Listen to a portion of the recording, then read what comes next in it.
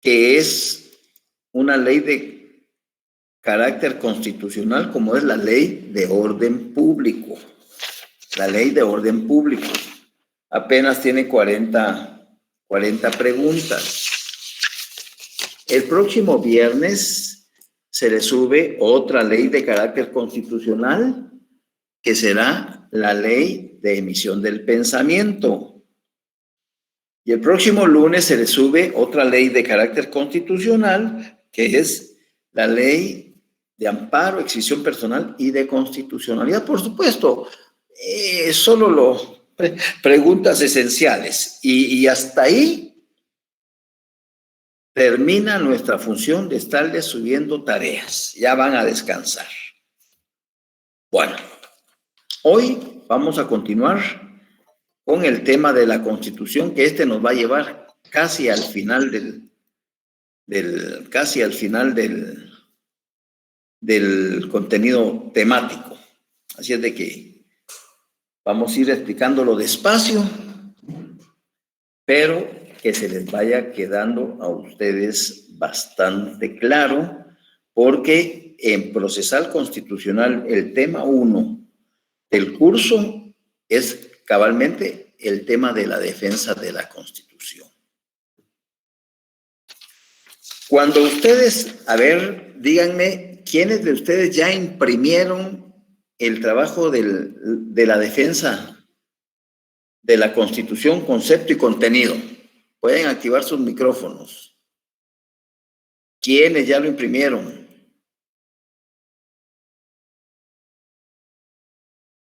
A ver. ¿Quiénes ya imprimieron el trabajo? Ninguno. ¿Qué está pasando? ¿Cómo van a prestar atención a la clase si no llevan a la par su laboratorio y su... Yo estoy desarrollando esa documentación. Correcto, Nancy, Suseli, te felicito.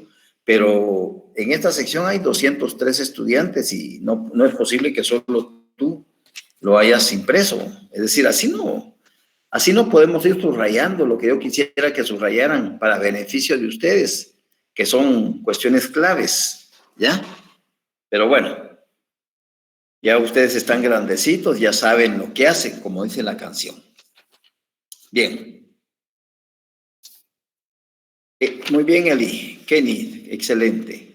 Qué bueno, qué bueno. Pues ahí, hoy vamos a usar nuestros marcadores, ¿verdad? Nuestros resaltadores, para que vayamos subrayando ciertas cuestioncitas que tienen que ver con su cuestionario. Y entonces ahí están fácilmente encontrando las respuestas a la misma, ¿verdad? En la pregunta 3, que dice, ¿cuáles son los antecedentes más próximos relacionados con la defensa de la Constitución? En la clase anterior habíamos hablado de que, si bien es cierto que podemos ubicar el tema de la defensa de la Constitución en la época de la Revolución Francesa, específicamente en Francia, que es donde surge la Primera República y por ende la primera Constitución de la época moderna, donde se inicia la etapa del constitucionalismo, que es ese movimiento jurídico, ideológico, político, filosófico, que trata de concentrar globalmente el ordenamiento constitucional de todos los países del mundo.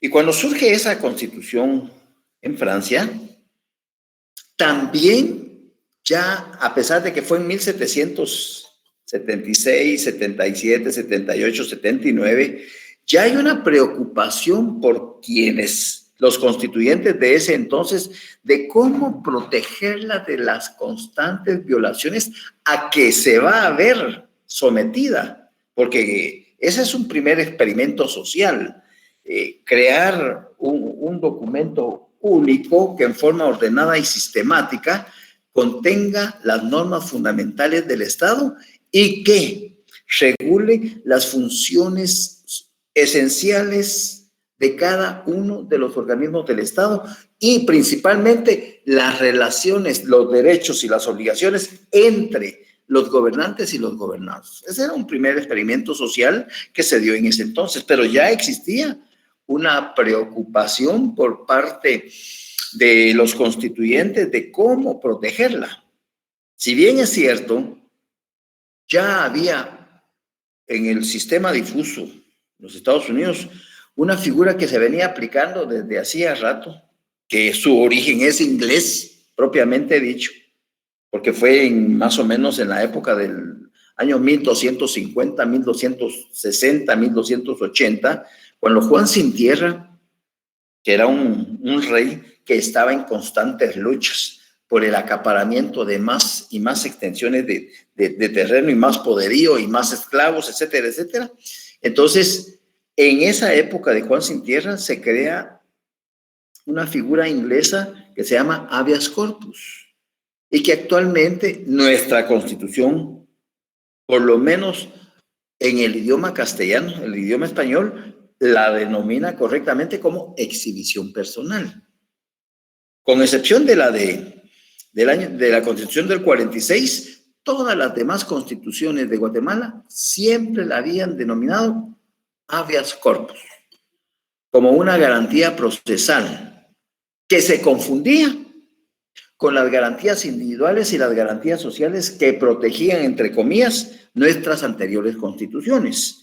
Y fue realmente en esta constitución donde se aclara el fenómeno de que son derechos humanos individuales y derechos humanos sociales, no garantías, porque ese término fue un equívoco que viene de muchos años atrás, en donde se pensó que hablar de garantías individuales sinónimos de derechos humanos individuales o garantías sociales sinónimo de derechos humanos sociales eran precisamente proteger a esos derechos, y no fue así.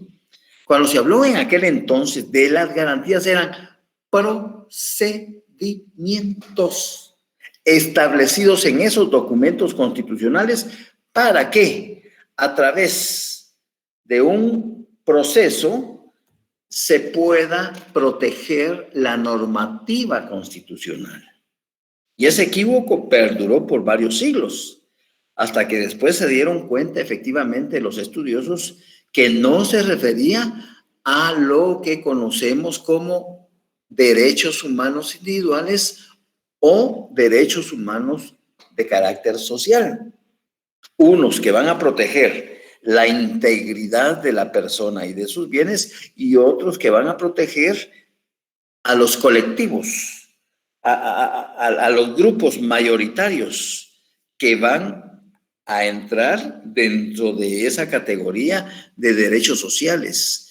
Y uno de ellos es la familia, la educación, la recreación, la salud, el trabajo. Es decir, instituciones que van a concentrar a grupos de gente con el objeto de protegerles los mínimos derechos contenidos en la Constitución.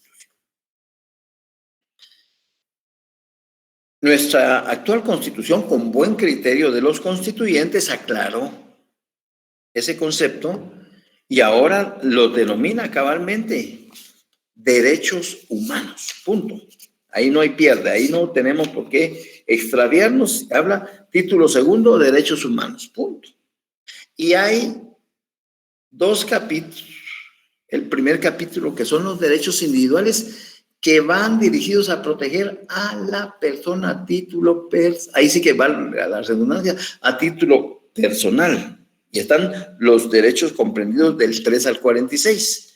Y los derechos sociales, que comienzan en el artículo 47 y que terminan en el 139, que va dirigido a proteger a grupos de personas, a colectivos de personas. Muy bien. Cuando, previo a ello, ya la institución del habeas corpus ya estaba vigente, por lo menos en los Estados Unidos, que ellos aplican el sistema difuso, en donde todos los jueces pueden perfectamente, ¿ya?, a petición de parte, solicitar que se aplique o no el derecho que se está invocando. Porque al momento de dictarse sentencia, la inobservancia o la observancia o la aplicación de un artículo puede perjudicar los mínimos derechos. Entonces, ya el habeas corpus es uno de los primeros antecedentes para el tema de la defensa de la Constitución. Posteriormente está el juicio mexicano de amparo. Ya habíamos platicado que cuando se firma la independencia de los Estados Unidos mexicanos el 16 de septiembre de 1810, pues a partir de ahí que comienza a ordenarse el Estado mexicano, pues los estudiosos del derecho aprovechan la coyuntura que les da la normativa constitucional para incluir como una garantía de justicia constitucional el amparo. Y ese es otro antecedente que trata de defender a la Constitución de las constantes violaciones. ¿Por parte de quién? De las autoridades. Regularmente son las autoridades los que detentan poder político de dominación, los que abusan en el ejercicio del cargo y que transgreden, ¿ya?, y que retuercen no solo las normas constitucionales, sino el ordenamiento jurídico vigente. ¿Por qué? Porque estos benditos gobernantes, al llegar a desempeñar el ejercicio del cargo del cual son investidos, se creen superiores a la norma constitucional, es decir, se sienten superiores a la Constitución. De esa cuenta, veamos ese video que anda circulando, que se viralizó en la confrontación entre el presidente y el vicepresidente de la República, en donde el vicepresidente públicamente presenta su voto disidente de no aprobar el decreto que declara a Dina Ochoa como magistrada, a Keila Lemus como magistrada titular y al licenciado, creo que de apellido Samayoa como magistrado suplente. Y él no está de acuerdo. Y ahí el presidente de la República, que es al que debemos de seguir, porque se supone que por eso es el presidente de la República, reta al vicepresidente y le dice, bueno, si usted no está de acuerdo con ello, pues presente la reforma constitucional correspondiente. Y el pendejo del vicepresidente, con todo respeto, porque sí es una pendejada la que cometió, siendo profesor de la facultad, porque fue profesor de la facultad, pero como no conocen a cabalidad la Constitución, él le hubiese dicho en ese momento, con todo respeto, señor presidente, pero según la Constitución y de acuerdo al artículo 277, yo no tengo iniciativa para reformar la norma constitucional. En su caso, es usted, como presidente en Consejo de Ministros, quien puede proponer esa reforma. Ahí le devuelve el tortazo, pero con fundamento constitucional, no a responderme visceralmente con el hígado, no. Esos momentos hay que controlar el hígado, hay que controlar la cólera, hay que controlar, respirar profundo, ordenar sus pensamientos y responder con fundamento. Con todo respeto, señor presidente, la Constitución no me faculta para proponer reformas a la Constitución, ya que el artículo 277 es muy claro cuando dice que tiene iniciativa para proponer reformas a la Constitución el presidente en Consejo de Ministros, 10 o más diputados al Congreso de la República, la Corte de Constitucionalidad y el pueblo mediante. Y entonces viene todavía el presidente y le dice, mire, comience a conseguir las 5,000 firmas en una forma sarcástica. Lo que le estaba diciendo era una mulada. ¿Ya?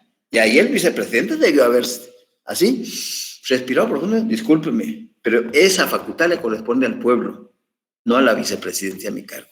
Punto. O sea, les cuento eso porque ustedes lo han visto en el video, lo han visto, ¿ya? Y entonces, hay que, si vas a ser abogado, tienes que comenzar por conocer tu Constitución, porque es la base fundamental de que conozcas todo el ordenamiento jurídico vigente. Todo el ordenamiento jurídico. Y lo que he tratado a través de los laboratorios, de las comprobaciones de lectura, de las hojas de trabajo, es precisamente que ustedes mínimamente conozcan la Constitución. ¿Por qué? Porque va a ser la base fundamental para los restantes cursos que le quedan. En todos los demás semestres, cuarto, quinto, hasta el 10º, ustedes van a tener necesidad de acudir a la Constitución Política de la República para fundamentarse en cualquiera de las materias que van a promover, que van a llevar. Entonces, no pretendo ni intento que se la aprendan, no, pero que sí la ubiquen y que sepan responder en el momento oportuno lo que se les está preguntando. A una pregunta directa, una respuesta directa. Entonces, reitero, el tema es la defensa de la Constitución. Y en la pregunta 3 de la comprobación de lectura número 3, dice, ¿cuáles son los antecedentes más próximos relacionados con la defensa de la Constitución? El habeas corpus inglés, la figura inglesa del habeas corpus, el juicio mexicano de amparo y la creación de la Corte de Justicia Constitucional en 1920 a propuesta de Hans Kelsen. Cuando después de discutir fuertemente todos los constituyentes, porque estaban emitiendo la nueva Constitución de Austria, él propone que haya un tribunal específico, un tribunal especial dentro del ordenamiento jurídico de la Constitución y que se encargue con una misión esencial, velar porque no se violente la norma constitucional. ¿Y por quién? Por las autoridades. Llámese presidente, vicepresidente, magistrados, diputados, directores, cualquiera que ejerce autoridad. No quiere decir que también la iniciativa privada, una empresa, una sociedad anónima, una ONG o instituciones de carácter privado no puedan ejercer su abuso de derecho de normas mínimas contenidas en la Constitución o en el ordenamiento jurídico en detrimento de sus trabajadores o en detrimento de sus asociados. Entonces, habeas corpus es enseñar el cuerpo. Y que nuestras constituciones anteriores, con excepción de la del 46, sí habla de derechos humanos. Y habla de habeas corpus, y habla de exhibición personal, habla de exhibición personal como la actual. Pero de ahí, todas las demás constituciones hablan de habeas corpus. Entonces, ¿cómo no, Elena? Con mucho gusto. Los antecedentes más próximos que tenemos para el tema de la defensa de la Constitución son 3. 1, la institución inglesa del habeas corpus. Esa institución inglesa viene funcionando desde el año de 1250, 1260, 1270, cuando Juan Sin Tierra, asociado como corresponde con sus ministros, su séquito de colaboradores, se dieron cuenta que entre más poder ellos iban adquiriendo, porque estaban en constantes batallas y en constantes guerras, por ir expandiendo su dominio y su poderío y su territorio, y cada vez tenían más esclavos. Entonces, a todos los vencidos eran objeto de malos tratos, de vejámenes, de tratamientos infrahumanos, inhumanos totalmente. Viendo él esas barbaries que se cometía con la gente que estaba prácticamente perdida, él se conmovió y con su equipo de colaboradores crean esa figura del habeas corpus y les da la oportunidad de que se quejen ante ellos para ver, enseñarles el cuerpo y mostrarles que eran maltratados inhumanamente. Entonces, se les castigaba a los violentadores, a los que se aprovechaban de su condición de vencedores, y se les castigaba y se les encerraba, y a veces hasta se les aplicaba la pena de muerte. Fue ahí como se fue regando. Eso se vino aquí a los Estados Unidos, y Estados Unidos comienza a aplicar el sistema de justicia difuso, en donde en el sistema de justicia difuso, cualquier juez de cualquier categoría en ese sistema difuso en los Estados Unidos puede, a petición de parte, puede proteger la institución del habeas corpus, es decir, amparar a la persona de que ya no sea sometido a malos tratamientos de obra, a malos tratos y a vejámenes de carácter inhumano. Entonces, ese sistema difuso comienza a velar por lo que para nosotros el día de hoy se conoce como exhibición personal. Pero nuestras anteriores constituciones, a la de 1986, todas con excepción de la del 46, hablan de la figura del habeas corpus y no de la exhibición personal. Esta ya corrigió esa falla y entonces ya habla como garantía constitucional de justicia constitucional el derecho a la exhibición personal como una garantía constitucional y, óigase bien, defensa del orden constitucional. Y nuestro tema es la defensa de la Constitución. Entonces, ahí está subsumido en ese título sexto todo lo relacionado al tema que nos está ocupando, la defensa de la Constitución. Antecedentes a la defensa de la Constitución: la figura inglesa del habeas corpus, el juicio mexicano de amparo, y en 1920, la propuesta de Hans Kelsen en Austria, la creación de la Corte de Justicia Constitucional en Austria. Esos son los tres antecedentes que intentan por todos los medios defender a la Constitución de las constantes violaciones de que es objeto por parte de quienes detentan el poder. Así de sencillo. Para servirte, Elena. Luego, dice en la pregunta 4, ¿cuál es la posición de Hans Kelsen en su artículo publicado en 1928 relacionado con la garantía constitucional jurisdiccional de la Constitución? Eso está en la página 2 de sus copias, ¿ya? En la página 2 de sus copias. Dice en el segundo párrafo: precisamente la discusión sobre esta institución permitirá formular la idea que expresa de la defensa de la Constitución Kelsen, quien en 1928 publica un artículo memorable denominado La garantía jurisdiccional de la Constitución, en la que se defiende su idea clave.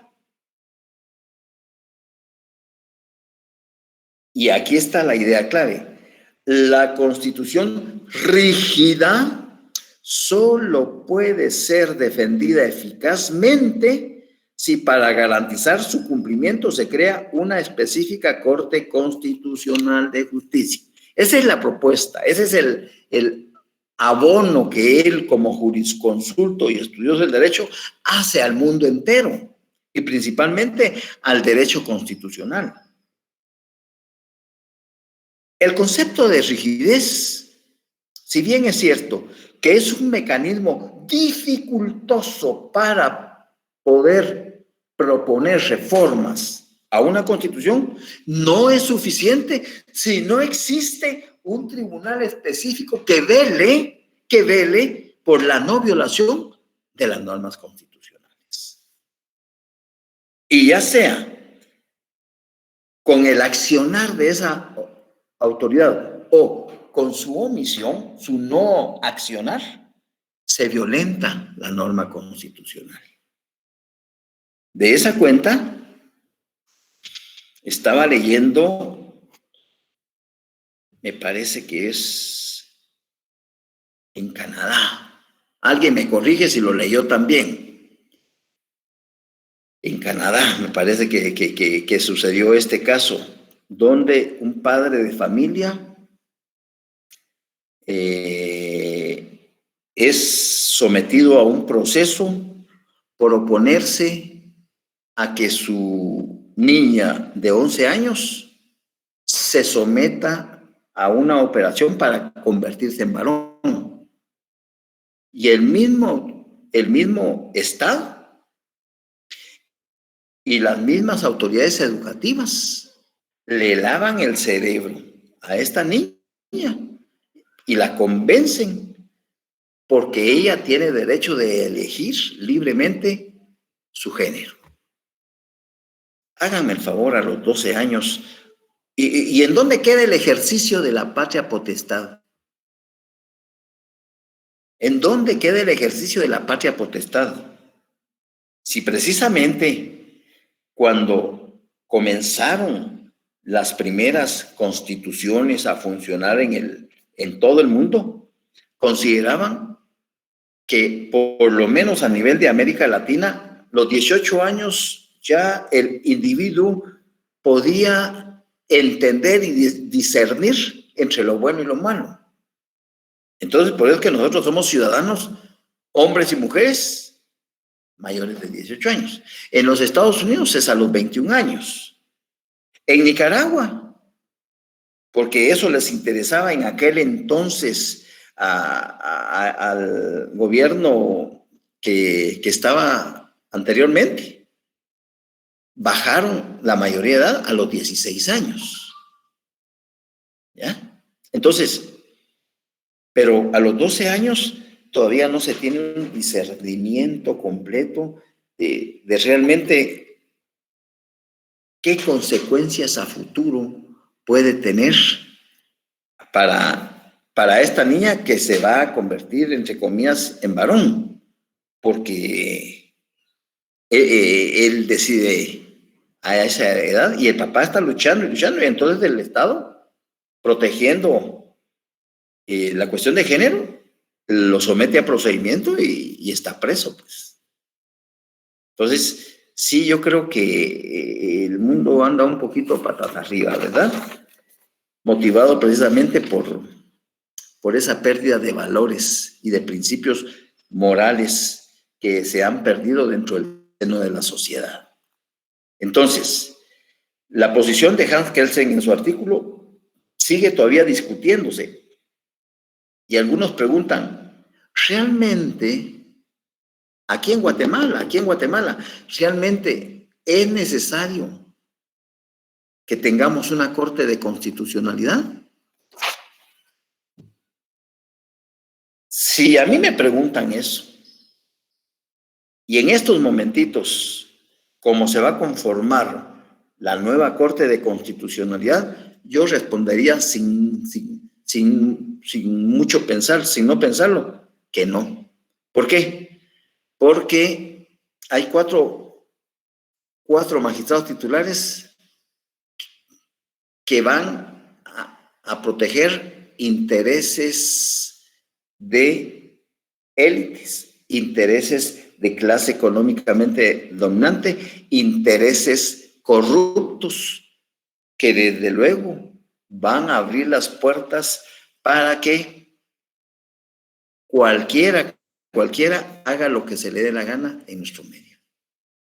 Inclusive, ya estoy visualizando a la Suri Ríos como nuestra futura presidenta del país, como castigo a la Sandra Torres. Así de sencillo va a ser la cosa. Entonces, en lugar de ir avanzando constitucionalmente, conociendo, aplicando el derecho, es lo que menos les interesa. Lo que menos les interesa es atender las necesidades que le urgen a la población. Ellos lo que quieren es perpetuarse en el ejercicio del poder y proteger los intereses de ese grupo minoritario que tiene cooptado totalmente el Estado y sus instituciones. Y por más esfuerzos que se estén haciendo de algunos tribunales que todavía intentan aplicar justicia pronta y cumplida con base al debido proceso, con base al derecho a la legítima defensa, creo que al final los buenos vamos a salir perdiendo. Pero si me dijeran, en estos momentos no hay necesidad de una corte, yo le diría con todo gusto que no. Ante todo, porque ¿en qué manos vamos a estar? ¿Ya? Pero como en la Constitución está contemplado, y mientras la Constitución esté vigente, tendremos que soportar esos años de, ojalá y esté equivocado, que realmente se dediquen a observar la aplicación del debido proceso y el derecho a la legítima defensa, que esa es la función esencial de la Corte de Constitucionalidad. Si ustedes no lo tienen claro, váyanse al artículo 268 y ahí claramente dice, cuya función esencial es la defensa del orden constitucional. Punto. Ahí no hay pierde. Hemos visto horrores en esta actual magistratura, errores y horrores, pero ya no hay marcha atrás, ya no podemos corregirla. Tan solo las primeras dos magistraturas para mí fueron realmente ilustradas y que le dieron un prestigio universal al funcionamiento de la Corte, pero a partir de la tercera magistratura, esto se comenzó a corroer, a descomponer, a cooptar y a corromper. Sigamos. 5. Héctor Fix Zamudio, mexicano, formuló el concepto de la defensa de la Constitución diciendo, por cierto, Héctor Fix Zamudio falleció el año pasado. Fue un profesor, un estudioso del derecho constitucional y de procesal increíble. O sea, lo mejor que México ha dado como un jurisconsulto, ¿verdad? Tuve ahí por los años 84 el placer de conocerlo en la UNAM. Y sí, mis respetos, ya era un estudioso en ese entonces, imagínense, ya era lo mejor en América Latina en derecho constitucional. Entonces, él, en la página 3 de sus cuestionarios, en el párrafo segundo dice, ha sido el jurista Héctor Fix Zamudio el que en América Latina ha profundizado más en el tema sobre el que ha reincidido, enriqueciéndolo en los últimos años. En uno de sus últimos estudios formula el concepto al afirmar que, y aquí define lo que es la protección de la Constitución, la defensa de la Constitución, que dice, la defensa de la Constitución está integrada. Si los que tienen ya sus copias en su mano, subrayenme esto, por favor. Segundo párrafo.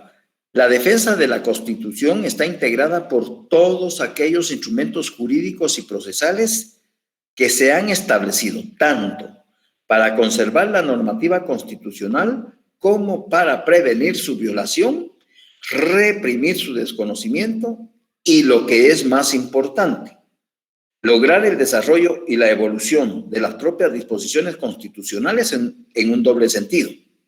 Desde el punto de vista de la Constitución formal, lograr su paulatina adaptación a los cambios de la realidad político-social y desde el ángulo de la Constitución material, su transformación de acuerdo con las normas programáticas de la propia Carta Fundamental.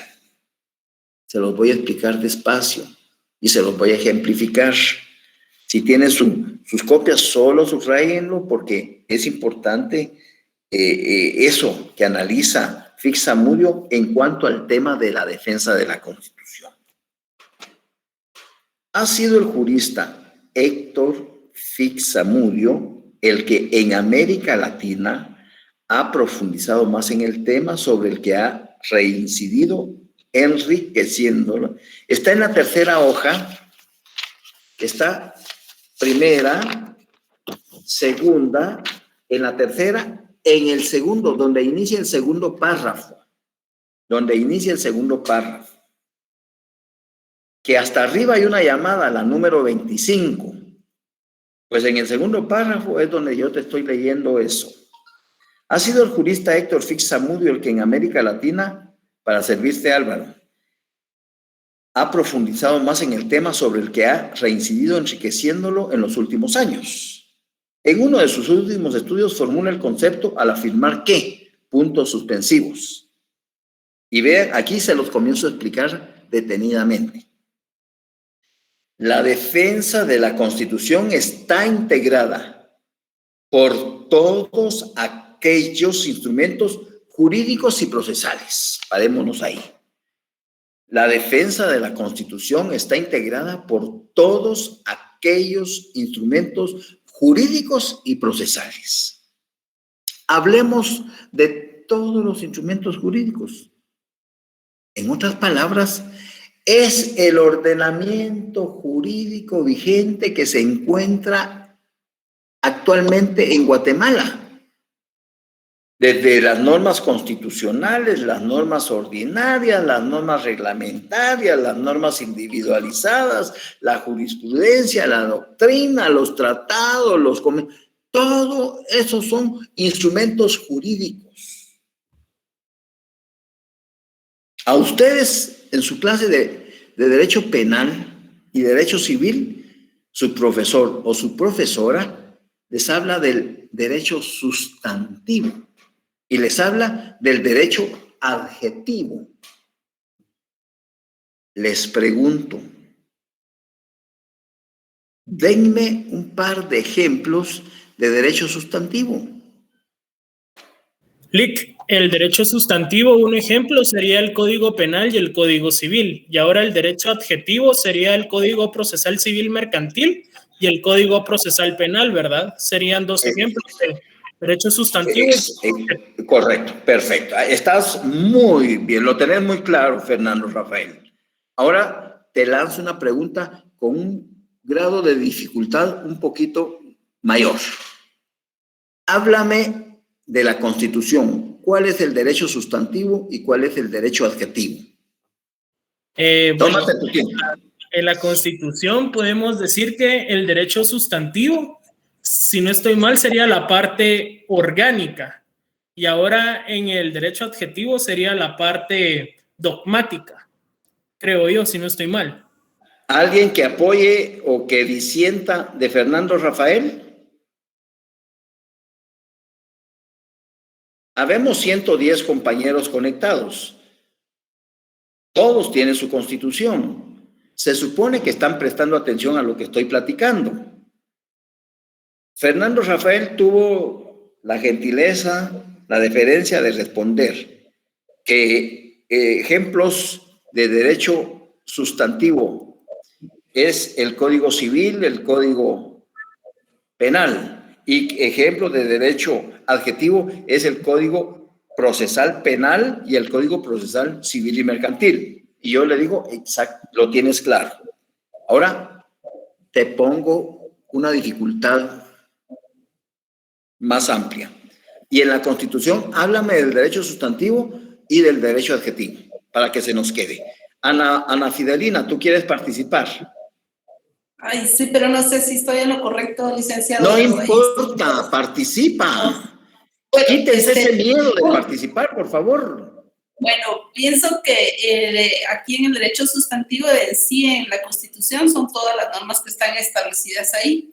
Y en el adjetivo, pues pienso que en la misma norma está diciendo quiénes son los que están facultados para dirigir todas. Ana Fidelina, dijiste la primera respuesta, muy buena respuesta. En la segunda, fallaste. Alguien que corrija a Ana Fidelina.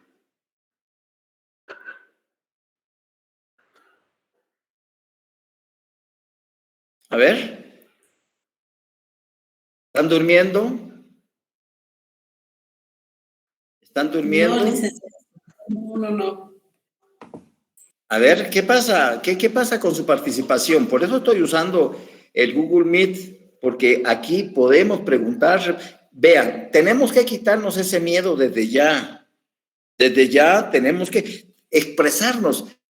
Si no tengo la respuesta, no importa, pero estoy participando. Me estoy quitando ese miedo. Si no, van a seguir así con ese miedo, van a llegar al 10º semestre y cuando vayan a hacer su prior, solo un recurso van a tener ahí. A ver, Henry Estuardo.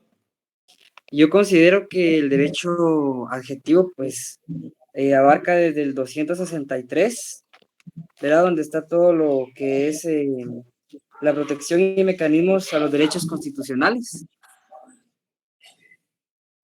Exactamente, Henry Estuardo. Lo sustantivo es todo el ordenamiento de la Constitución, con excepción del título sexto relacionado a las garantías constitucionales. Porque en las garantías constitucionales están los procedimientos para ser utilizados por cualquier ciudadano cuando le han sido violentados los mínimos derechos contenidos en la Constitución o en otras leyes. La exhibición personal, el amparo y la inconstitucionalidad de leyes a casos concretos o inconstitucionalidad de leyes de carácter general. Ese es el derecho adjetivo, ese es el derecho procesal que hay en la Constitución. Esos son los procedimientos establecidos en la propia Constitución para defenderla. Por eso, si ustedes se van a ese, se los leí desde el principio, si se van ustedes a ese título sexto, ¿ya? Dice, garantías constitucionales y defensa del orden constitucional. Quiere decir que las únicas instituciones que cualquier ciudadano común y corriente o cualquier institución del Estado o de la entidad privada, de la iniciativa privada, pueden utilizar para reclamar la violación a sus derechos es la exhibición personal, el amparo y la inconstitucionalidad de leyes a casos concretos o de carácter general. Ese es el derecho adjetivo en la Constitución. Lo demás es derecho sustantivo, porque está al alcance de todos. Por eso la defensa de la Constitución dice, está integrada por todos aquellos instrumentos jurídicos y procesales. ¿Estamos claros? ¿Pregunto? Sí, licenciado. Muy bien, gracias. Entonces, sigamos con la definición de Fixamudio. La defensa de la Constitución está integrada por todos aquellos instrumentos jurídicos y procesales que se han establecido, oigan bien, que se han establecido tanto para conservar la normativa constitucional, o sea, para conservar la Constitución, como para prevenir su violación, reprimir su desconocimiento. O sea, ¿cuál será entonces, aparte de esas tres instituciones procesales, que son la exhibición personal, que es cuando a título personal me han violentado mi derecho a la integridad o a mi libertad o al derecho a la locomoción. Entonces yo invoco ante un órgano jurisdiccional que se me deje trasladar de un lugar a otro. Ese es el derecho. O se interponga un amparo, porque no hay materia que no sea susceptible de amparo. Cabe en cualquier materia. Yo puedo invocar el amparo cuando se me está violentando el debido proceso del derecho a la legítima defensa. O interpongo una inconstitucionalidad de leyes a casos concretos cuando estoy litigando con otra persona. Yo soy actor o soy demandado y él es actor. Entonces podemos invocar ante el tribunal la no aplicación de una norma. Entonces estamos interponiendo una inconstitucionalidad de leyes a casos concretos.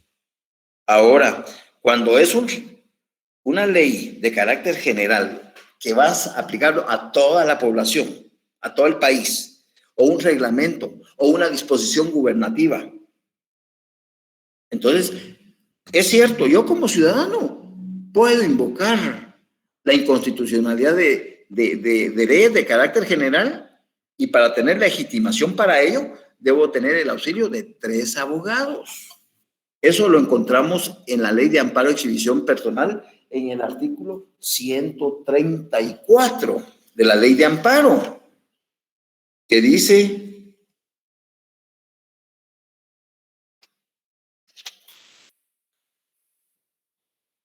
legitimación activa. Tienen legitimación para plantear la inconstitucionalidad de leyes, reglamentos o disposiciones de carácter general, literal D, cualquier persona con el auxilio de 3 abogados colegiados activos.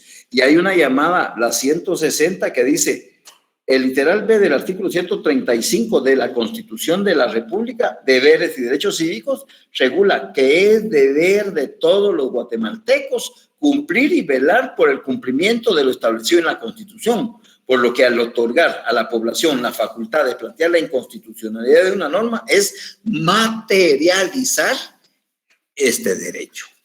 Por eso yo les voy a pedir esta ley de amparo, si Dios nos da vida, para el próximo semestre, y siempre y cuando ustedes quisieran seguir en mis secciones, pero tienen libertad de cambiarse de secciones para los dos. Sí, los dos. ¿Ya? Así es sencillo. Así es sencillo. Sigamos, pues. Aunque ya me pasé. Mejor quedémonos aquí porque ya tengo que descansar. ¿Dudas, preguntas?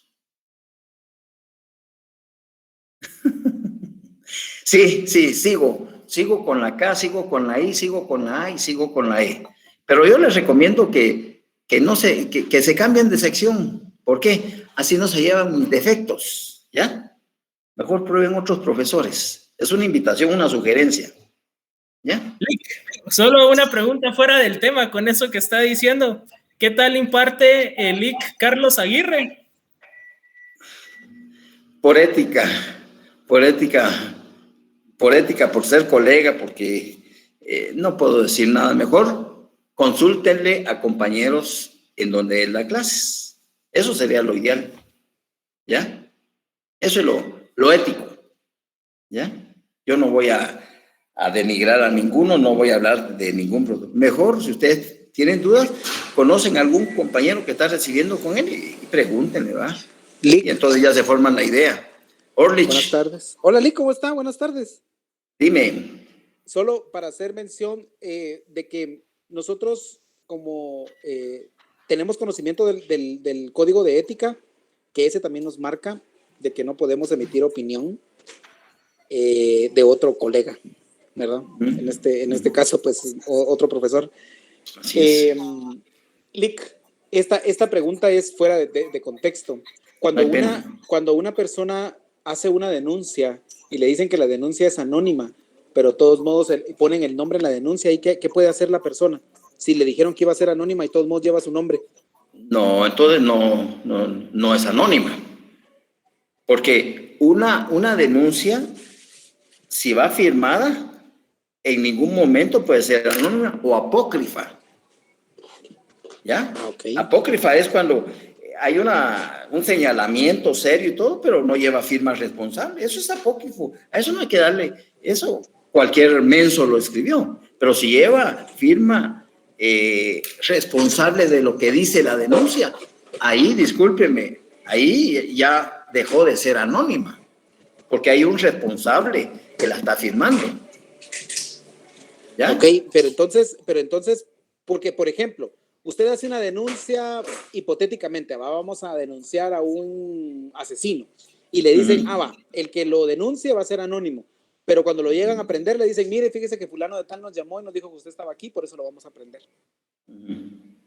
Entonces ahí, ¿dónde queda el resguardo de la persona que denunció? ¿Dónde queda su...? No hay resguardo, no, es mentira. No hay ¿Verdad? resguardo, no hay resguardo, olvídate. Al ratito te consiguen.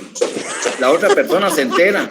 Sí, Sí, cabal. la otra persona se entera quién fue y, mano, te lo digo, te vas Ya se feo. llevó candanga. Ya se lo llevó, Cano. Sí, hay que tener mucho cuidado con ello, ¿verdad? Gracias, Lick, muy amable, feliz tarde. ¿Cómo no?